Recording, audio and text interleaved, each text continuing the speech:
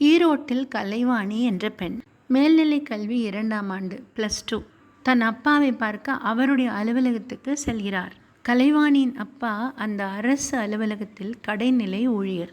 அங்கும் இங்கும் ஓடி எல்லாருக்கும் பணியை செய்கிறார்.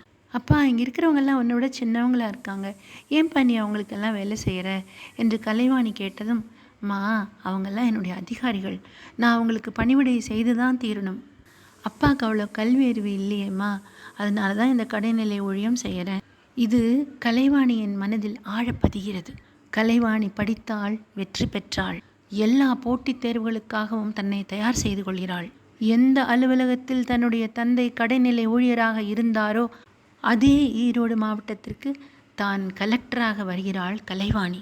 யாருக்கெல்லாம் கலைவாணியின் தந்தை பணிவிடை செய்தாரோ அவர்களெல்லாம் இப்பொழுது கலைவாணியின் முன் கைகூப்பி நின்றிருக்கிறார்கள்.